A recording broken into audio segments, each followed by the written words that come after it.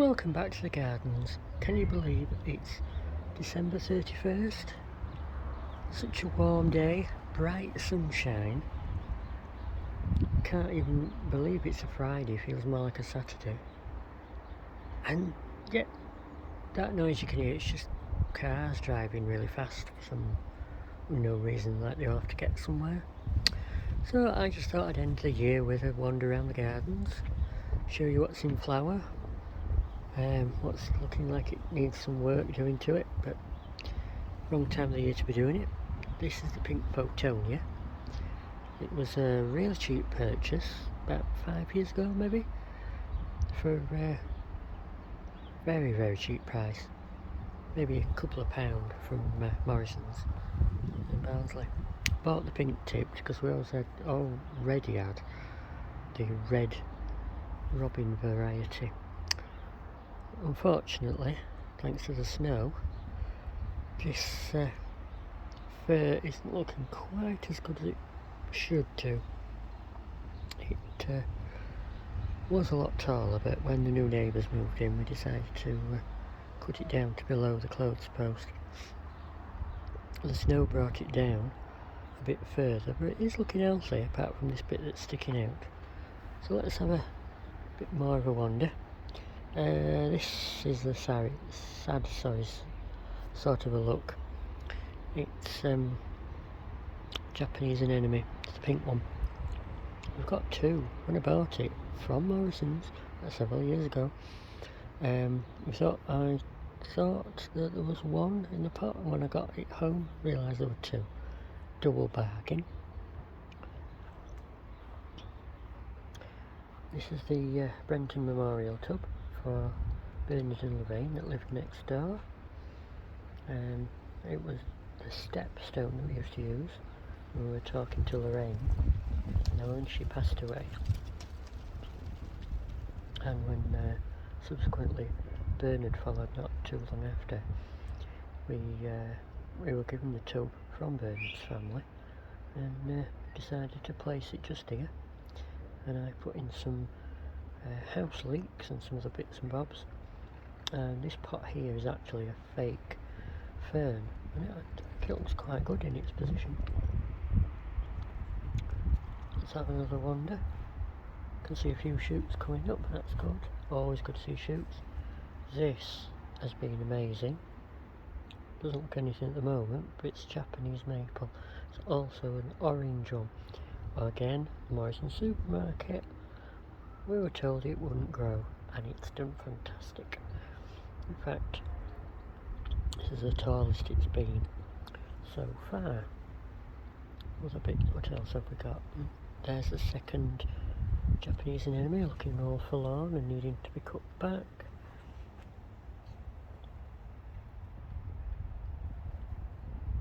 And here we have the corner where nothing grows. So as you can see, pots,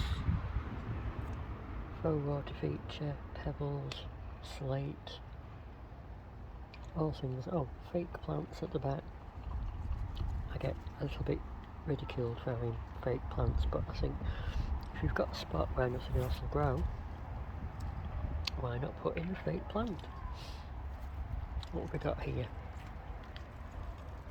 Clematis. And here, this ball is called a clematis feathers, because that's exactly what they look like, feathers. The woodland garden's looking quite sparse at the moment, but not to worry, we've got one of the Christmas trees at the front, and right behind that we've got a second camellia. This one is white flowering camellia, and then directly behind that we've got an older Christmas tree, and then the shrubbery at the back is a mixture of buddleia and Japanese rose.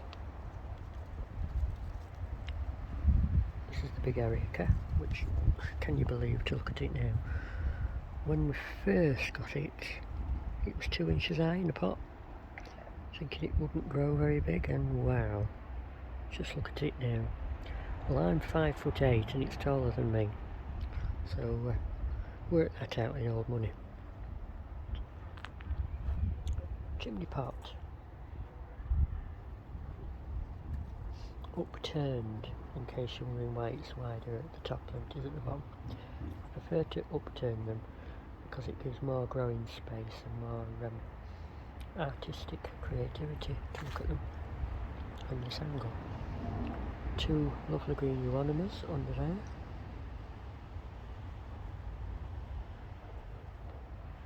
Some garden ornaments. You can see the squirrel and you can see the bird. The steps I put in several years ago. This is a little eye catcher made from two topping stones for the rooftop above the slates. Some manky bits of metal that I found in the gardens. Steps come down to the variegated euonymus.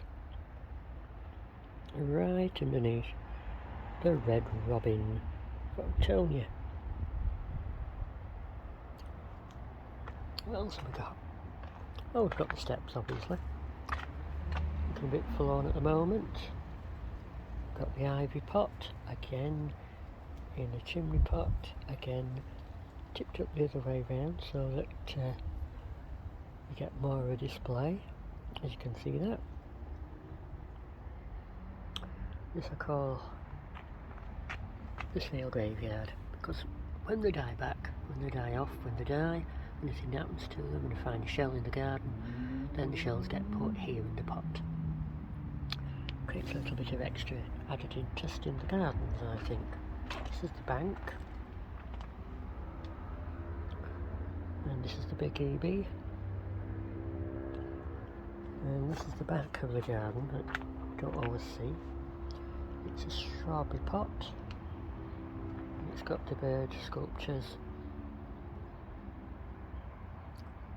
The one inside the pot is a Morrison's. The one that creates the lovely bit of sculpture is actually from Aldi. So let's have a pan round, shall we? I'm going to go hit the ground at the moment because I don't want to give everyone the perfect idea of what the house looks like. Once again, we've got some more fake planting.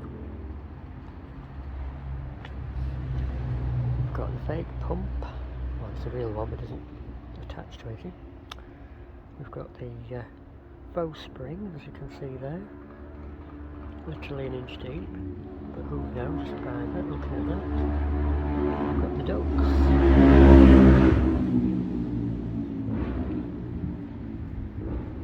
If you just see, if you look closely, you should be able to see the winter flowering jasmine. We had that at the old house, brought it down with us when we moved here. This is the seating area that I created the year before last, finished off last year, and this will be moved at some point. It's on the tilt. You may not be able to see it at this point, but it is actually tilting away from where the camera is pointing at it. It needs repositioning to get the straightness back on it. The slab at the back you can see is what we use for when we're feeding the birds, so the seeds don't go directly into the lawn. And this is a corner plot that I put in recently and finished off obviously with the water feature. Why the brick? Well, birds like to stand on it. As you can see, it's really tilting at the moment. That on the left, that's a cowl for a chimney pot, but we use it as a little table or an extra stool for seating when we're using this area of the gardens. So, what I'm going to do now is just bring you gently towards this end of the gardens. You see a little bit of the holly and the other variegated euonymas and some ferns, and that tidily brings us to the end of the walk. What's this? Oh, this is for the wisteria, I think it's called. Please don't quote me, I'm really not sure. And it gets, no, I just remembered honeysuckle, and as you can see, just a little bit of honeysuckle there because coming into flower, which is, proves that this garden does tend to defy the seasons somewhat. This is where I would normally put the dustbins. So what we'll do is we'll come to the end now of the tour of the gardens and we'll say bye for now. Happy New Year. If you've enjoyed this, then please like, share, comment, subscribe, tell your friends, and look out for new content coming in 2022. Bye for now.